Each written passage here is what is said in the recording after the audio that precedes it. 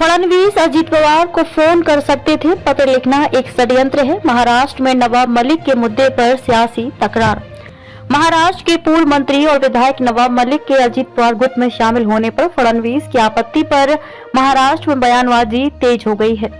शीतकालीन सत्र के पहले दिन वे एनसीपी अजीत गुट के विधायकों के साथ सत्ता पक्ष में बैठे थे। इसके बाद फडणवीस ने अजीत पवार को पत्र लिखा था और कहा था कि जब तक आरोप झूठे साबित न हो जाए तब तक नवाब मलिक को महायुति सत्ताधारी गठबंधन में शामिल न किया जाए।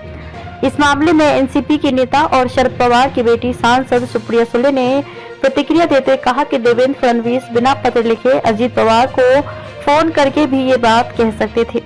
सुले ने कहा कि ये पूरा मामला एक षड्यंत्र का संकेत दे रहा है। उन्होंने कहा कि जब एनसीपी के नेता जेल में थे तो तब भी मैं सबसे मिल रही थी। मुसीबत के समय साथ रहना होता है। हर बार हम उनके और उनके परिवार के साथ थे। सुप्रिया सुले ने कहा कि मुझे नवाब मलिक पर पूरा भरोसा है और सुप्रिया सुले पूरी ताकत के साथ उनके पीछे खड़ी रहेंगी। हमने किसी पर भी सीबीआई ईडी नहीं लगाई। हमने कभी बदले की राजनीति नहीं की। भारत में इस वक्त गंदी राजनीति चल रही है, इसलिए मुझे संदेह है कि नवाब मलिक के पीछे कोई साजिश रची जा रही है।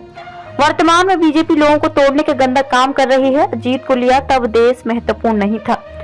नवाब मलिक को महायुति में शामिल न करने को लेकर उप मुख्यमंत्री देवेंद्र फडणवीस द्वारा एनसीपी के बागी नेता और दूसरे उप मुख्यमंत्री अजीत पवार को लिखे गए पत्र में सत्ता से पहले देश का घोष करने पर शिवसेना ठाकरे गुट की नेता सुषमा अंधारे ने फडणवीस को जमकर घेरा। अंधारे ने उप मुख्यमंत्री देवेंद्र फडणवीस से पूछा कि जिन अजीत पवार पर प्रधानमंत्री नरेंद्र मोदी ने महाराष्ट्र में आकर सिंचाई घोटाले और बैंक घोटाले में 70,000 करोड़ रुपए के घोटाले के आरोप लगाए थे, क्या उन्हें सत्ता में शामिल करते वक्त फडणवीस को सत्ता से ज्यादा देश महत्वपूर्ण नहीं लगा? वडेट्टीवार बोले सब फडणवीस का ड्रामा। नवाब मलिक को बीजेपी के नेतृत्व वाली महायुति में शामिल न करने के लिए देवेंद्र फडणवीस द्वारा अजीत पवार को लिखे गए पत्र को नेता विपक्ष विजय वडेट्टीवार ने ड्रामा कहा है। उन्होंने कहा कि नवाब मलिक पर झूठे आरोप लगाकर उन्हें जेल भेजा गया। नवाब मलिक ने अजीत पवार के पक्ष में एफिडेविट दिया है। इसका मतलब यह है कि नवाब मलिक महायुति के साथ हैं। अब फडणवीस पत्र लिखकर खुद को और बीजेपी को पाक साफ बताने की कोशिश कर रहे हैं। दूसरी तरफ सरकार ने विधायक के रूप में नवाब मलिक के चुनाव क्षेत्र के लिए खूब सारी निधि दी है। यह निधि उन्हें महायुति के विधायक के रूप में दी गई है।